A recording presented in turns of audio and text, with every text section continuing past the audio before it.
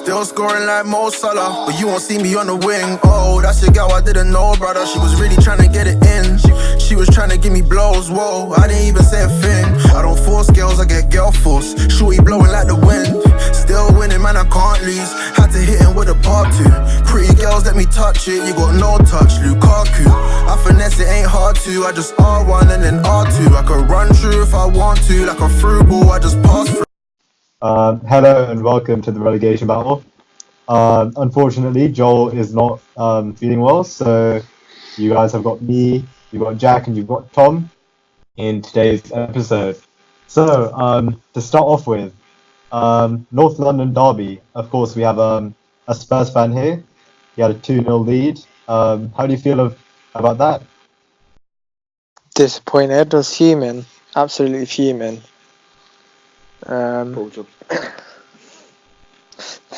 Yeah, I fully predicted it. I knew.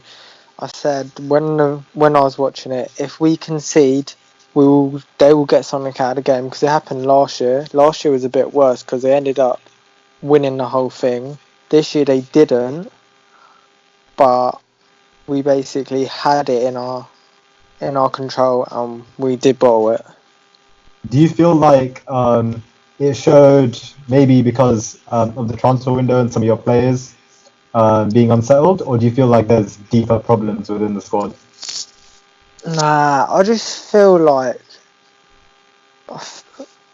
the media is making it out to look worse than it probably is. It probably is like, in every club there's going to be like different personal problems, like contract or issues in training or something like that. Every club has that. I just feel like with the start and the shaky start we've had, the media are attacking us with it a lot, especially with, I think if Ericsson didn't come out with what he did, saying that he possibly would want to go somewhere else, then I doubt we would have this media around us. But I think because of that, that's why they're focused on us.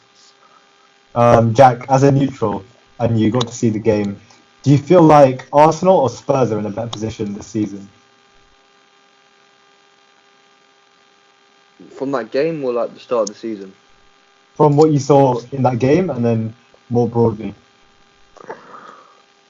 Well, I didn't watch too much of the game because I was out, but the first half, I caught the first half. It looked like Arsenal had a fair bit of the ball, but Tottenham were playing very well defensively, and then were counter-attacking Arsenal. So I thought that played a big part in the first 35-40 minutes before Arsenal got their goal. And if you look at the start of the season by both teams, Arsenal's, you could say, had a better start. They only lost one, and that was against Liverpool, so you can understand. Mm-hmm. So I think it's still too early to say. Get to double digits of the games, and then we'll see from there. Tom, as a Spurs fan, what are you hoping or expecting from this season? Well, definitely top four for one.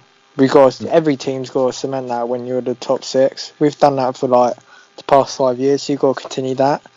Ideally, I want a trophy. I think everyone wants a trophy, but I think we're in need of a trophy. And if we don't get it this year, we definitely gonna have to get it next year. So, we normally do all right in the Champions League, like getting through the group stages. We'll definitely do that this year because we've got a good draw.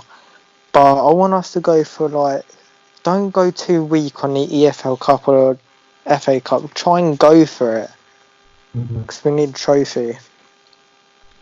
So, at the start of the season, there was a lot of talk about Spurs needing to take the next step towards catching Man City and Liverpool.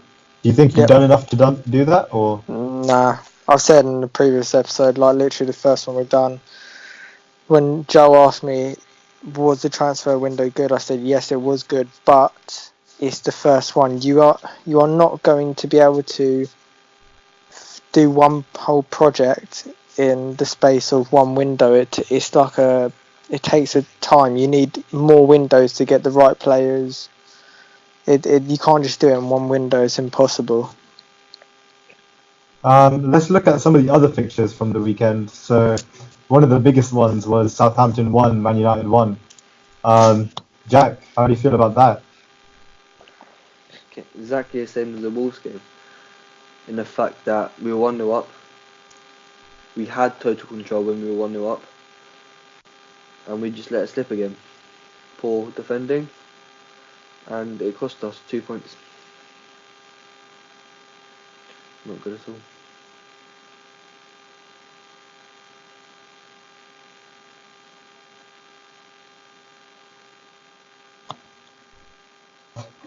Hang on. I couldn't hear a word you're saying. Is that both of you? No, mine's fine. Can you hear me now? Try to say something. Hello? Okay, I can like barely hear you. Can you guys still hear me? Yeah. Alright, we're gonna edit that bit out. Okay. Alright. So Jack, as a Man United fan, how do you feel about this weekend's result? Southampton won, Man United won. It was the same as the Wolves, really. 1-0 up, total control, and we just let it slip. Poor defending, again, cost us 2 points. Do you feel like it shows especially the weakness in Man United's defence, and particularly in Lindelof? And do you think Tuanzebe should get a chance instead? Nah. Nah, because it's only as a defender you can't win every single header, and although it did cost us, that was one time he didn't win the header in the game, and it was he's not that tall for a centre back, and he's jumping against Vestergaard, who's like 6'5". Well, a similar thing happened in the game before. I can't remember which game. Crystal But it was Palace. Lindelof, yeah, and it was Lindelof again. So you don't feel there's like a pattern there? Yeah, it is. But that's why we've got Maguire in, for someone to do that. Obviously, he can't win, he can't do everything. He can't be on the right. He can't be on the left. But that's why we got him in to try and help Lindelof in that aspect. Because every Man United fan know when he come in, he's not the strongest in the air because of his height. He's not the strongest, let's say. But he brings in other aspects of the game. Tom, looking on at the game, how do you feel Daniel James has settled in at Man United and his impact? Well, I think he's settled in really well. I think he's one of the lucky ones for a player to go to Man United, because when you go to Man United, especially nowadays, right, they're in such like what's the word?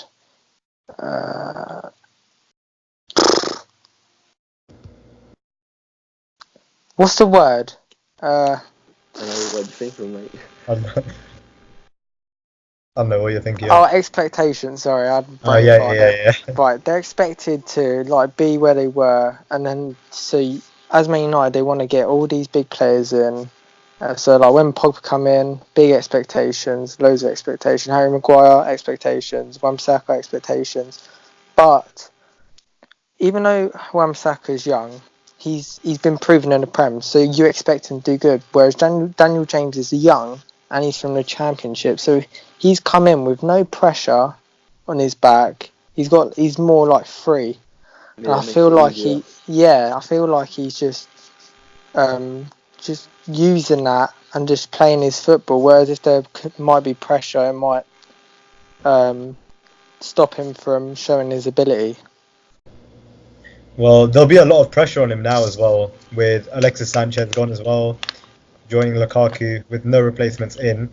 How do you guys both feel about United's attacking options? Well, as a Man United fan, I'm excited because we might get to see some youth brought in. We might get to see the likes of Greenwood starting, Chong coming on, Angel Gomez. So as a fan, I'm excited, but I can also see why other fans are saying, "Oh, you're effed because your lack of depth." Because although we've got a few players, they're not, wouldn't say top quality. So, but as a fan, I'm excited to see what happens with the youngsters. How about you, Tom? What do you think? Well, for one, I think it's like Martial's a new signing again, because we ain't seen him. He ain't been like the form he's been since you first got him. Putting him back up front is where he never should have been a winger. He's got too many good qualities to be a striker. He's probably your best finisher. He's got some good stats to show his conversion rates and everything. So for one, I think that's good. Two, Greenwood is a very good prospect. He's going to be a very good player. He's got like strong weak foot. He's pacey, skillful. The only problem is the manager is not starting. I thought last week against Southampton was the perfect opportunity to give him the opportunity to show what he's got. He brought him on in the last 10 minutes, and he actually nearly scored. He looked really good when he came on. He should have started. 100%. Speaking of other young English strikers, Tammy Abraham got another 2 goals for Chelsea. And then Chelsea managed to blow their lead 2-2. What do you guys think of Chelsea's start to the season? I think they're playing some good football, to be fair. They're trying, you can see what Lampard's trying to do, different to what Sarri did, but they're all over the place at the back. Can't keep a clean sheet. I think that's where they're going to struggle to make top 4 because of their back line. They're going to concede too many. Yeah, too many mistakes. Because they'll be 1-0, 2-0 up, 2-1 up, and then just concede late because of a silly mistake. Well, I personally think, Jack's right with the defensive problems. I said on the first episode when they play Man United, they're going to really struggle because they can't attack and they can't score. I'm going to take that back because last year they couldn't attack and they couldn't score unless it was to do with Hazard. I still feel like they're going to struggle and not get up there like Tottenham, Liverpool, Man City and Arsenal. But I feel like Mason Mount and Tammy Abraham do bring especially Mason Mount, he brings another element. He brings back something they haven't had in a while within the central. And I think Tammy Abraham is going to prove that he can, because we knew he could do it at the championship level. We always said he's only a championship level player, but I reckon he's actually going to show he can do it in the Premier League. But do you think 2 players is enough to carry them to top 4 though? No, I don't think it's strong enough. At the moment, that's all that seems to be happening for them. Well, it don't matter. If you even if they still had Hazard, let's just say that, right? Even then, I still wouldn't think they would get in top 4 just because you got to start your defence. You might be able to score loads of goals, but you can't don't have the best concede. defender at the moment. No. And that's what maybe gives Chelsea fans some hope. I don't think they got any good defenders. Who's their best defender? Rudiger. Yeah, okay, but he's not fit yet. Oh, at the moment, best people defender is Christensen. Even then. Yeah. Exactly. Chelsea fans probably say Azpilicueta, and I'd disagree because I think he's been shocking this year. And then first it was Zuma, he's been shocking. Yeah, I thought Zuma would be good, but he just looks like he's lacking so much confidence. Zuma's look shaky, but they did give Tomori a chance. Yeah. The one game Zuma doesn't play, he comes on and scores an own goal. Yeah. Yeah, but that's exciting for Chelsea fans as well. Seeing youngsters come in, they know they've had a transfer ban, hasn't been able to brought anyone, but they know Lampard's going to give youth players a chance. I feel like Chelsea fans have just got to be patient and realistic with what they've got, because they've just got no shot. But that's not Chelsea, though. Yeah, Never I been know. Chelsea. Realistic, patience. They just got to be realistic. 'Cause this is what they've been handling with. So they just got to see what they can do this year. Try and get as much positives as they can. Yeah. And then it's I feel like it should be seen as like a tryout season. So yeah, it's like a throwaway season. Happens. Give Lampard the season. Get him some more experience in the Premier League. Get him to use the players. Keep the ones that you like and you want to build a team around for next year. Get rid of the ones you don't want, and then start on for next season. The brand new system for a lot of the players, so they're still going to take time to adapt. So it'll be interesting next season. It's definitely, but this season, I'm not sure. Yeah, I think Chelsea have all the building blocks for the future. Yeah. And I think Chelsea fans are aware this is a transitional year. Yeah. Um, all right, so moving on, the Champions League. There's been some interesting draws. Some that are quite familiar. Liverpool get Napoli again. Man City get Shakhtar again. Spurs get an interesting draw with Bayern. That's a good draw. That's a good draw. With also trips to Olympiacos, and I don't even know how to pronounce the other team. Red Star Belgrade. Yeah, Red Star Belgrade. It's because it's in their like actual language, isn't it? Yeah. Real Madrid PSG.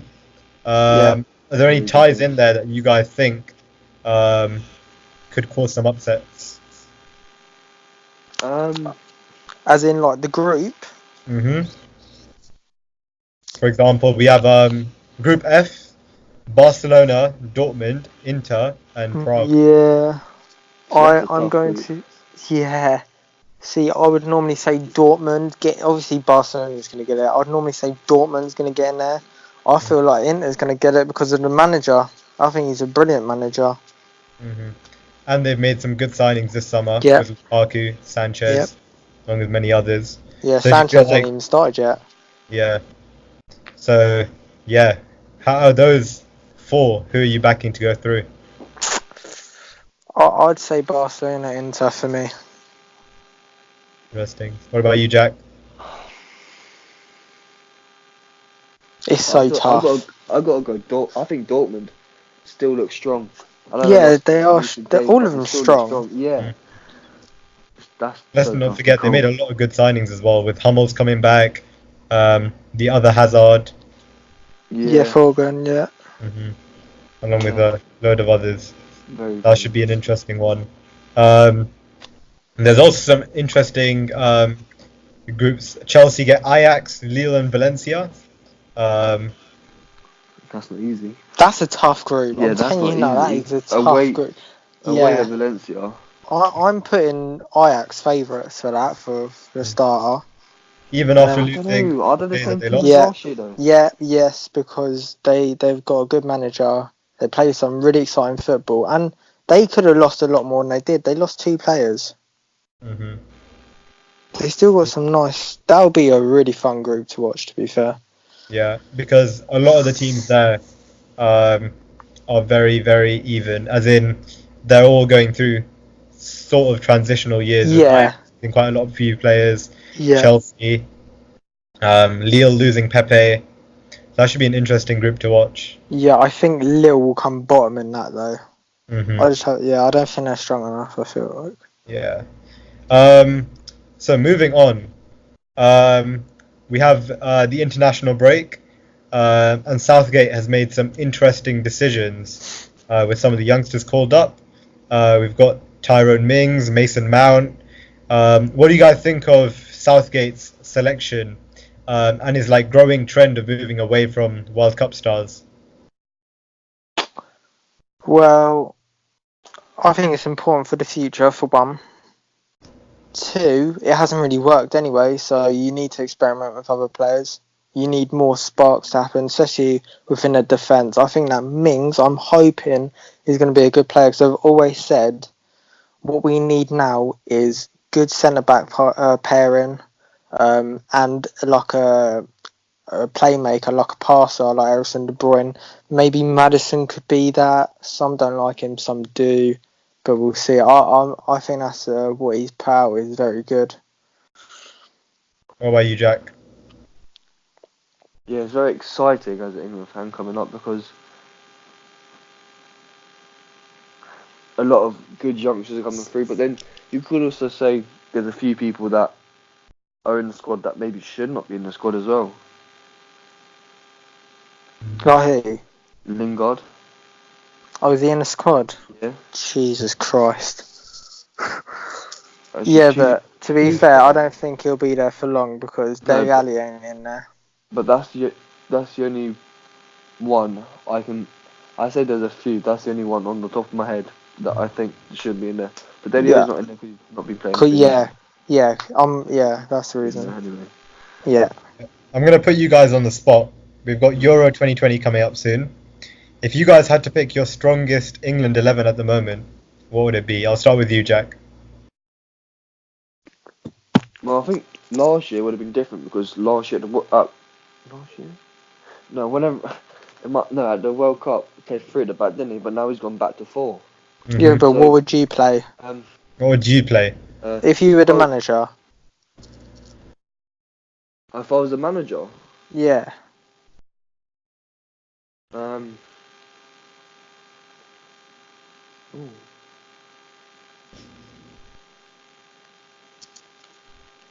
I don't even know what formation I'd Pick go who in with. goal.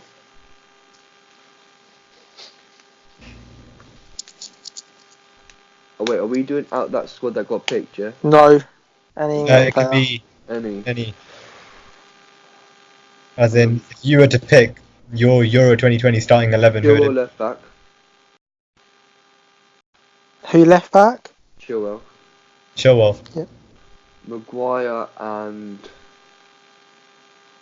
Stones. hmm Right back. Right back's a tough one. Yeah. I'm gonna go Is it? Brent. Yeah. hmm Then in the middle, I'm gonna go Henderson, Loftus-Cheek, and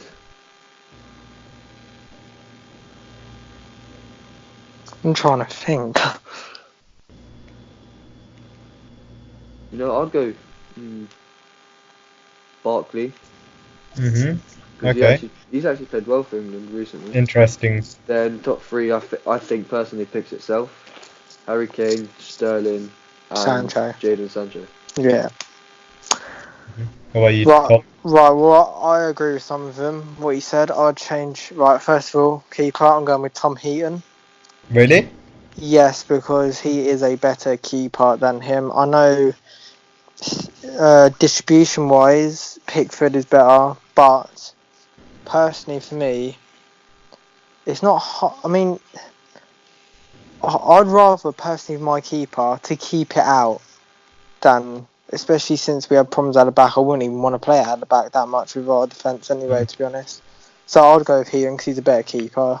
Left back, I'll go Chilwell.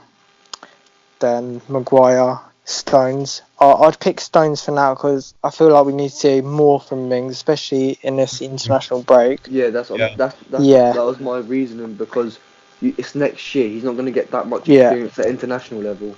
So bring him along, but play Stones and let. Well, you never know. That- He might be so solid that we just have to. Yeah. That's We just what I'm haven't seen saying. enough of him. Yeah, Yeah, consistency. Yeah. Right back, I think that's the most covered. We've got 4 players: Walker, Trippier, Wan-Bissaka, and Trent. I But forgot about Trippier. yeah, exactly. Then when I was thinking, You gotta put Trent. And if I'll go for the 3, I would go with Henderson, Dele Alli. I'm thinking Loftus-Cheek. I'm trying to think if there's anyone else though, because I do like Loftus-Cheek. I think he's a quality player. Yeah, I think I'd go with that. I don't like Barkley. I think he's shocking. I actually do not like him. I'd rather Mason Mount in the team than for him. England, I think he's played really well. No, are you serious? Yeah, for England. I'd rather Madison and I was gonna say Madison. I need to have Phil Foden then. I'd rather Phil Foden than him. No, I was literally gonna say Madison, but because of the experience, I didn't. Yeah, so I'd pick Dele Alli. I feel like he's got to be in there. And then Kane, Sterling, Sancho. If anyone's picking any other 3 out of that top 3, you're mental. They have to play, 100%. So no room for Rashford on either of your teams? Nope, on the bench. No, He's not good. Where would you play him? That's the thing. It's either Rashford or Kane, and Kane is a no-brainer. Yeah, if you're saying he's a striker, there's no chance getting him. But if you say he's a winger, there's still no chance he's getting him.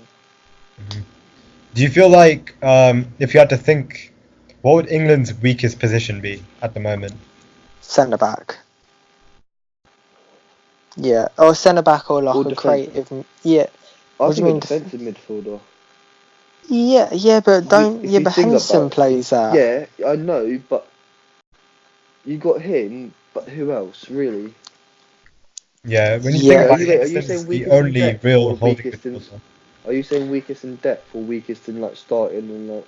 No, like who would be the weakest in that starting 11? Who would you pick out and say, right, I'd rather a better one than him out of Yeah. anyone? Oh, John Stones. Yeah, there we go. I thought centre back. I feel like with Maguire and Stones, there's too many mistakes. They're too similar. Yeah, That's that's true. But they just had the same playing style, which Yeah, Southgate's like. exactly.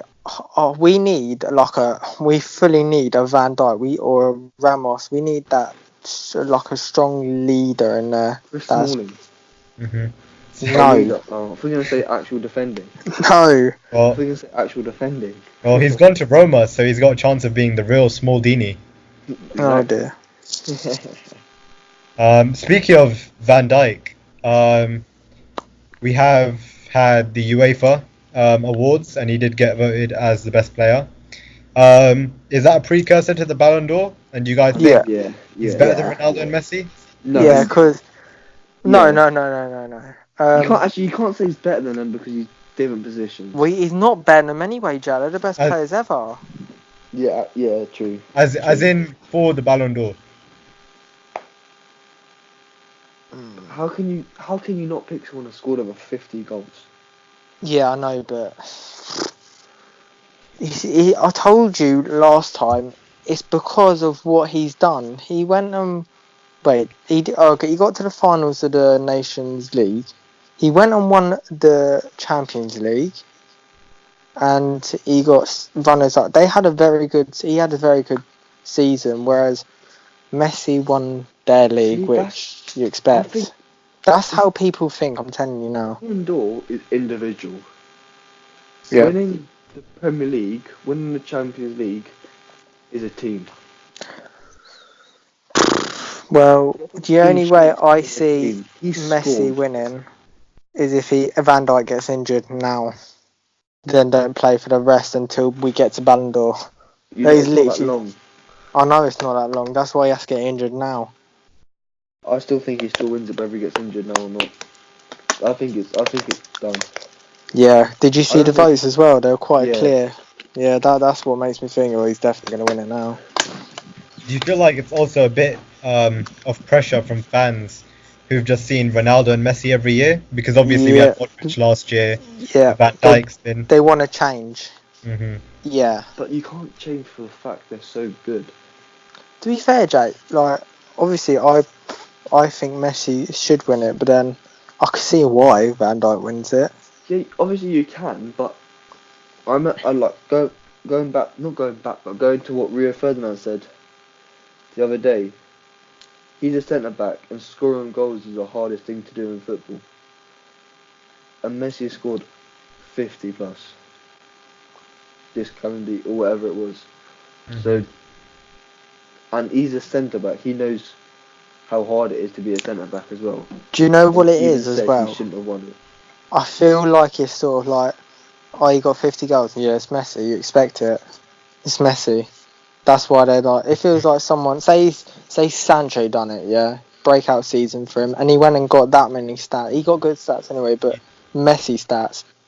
Then maybe he'd win it. But because it's Messi, yeah, people have become numb to it. Yeah, because you expect it in a way. Alright, cool. And on that note, we're gonna wrap things up. It's been a pleasure having you guys. I'm not gonna say it, but we'll see you guys next week. Goodbye. Have a nice. No, don't. Before I think it's time to talk.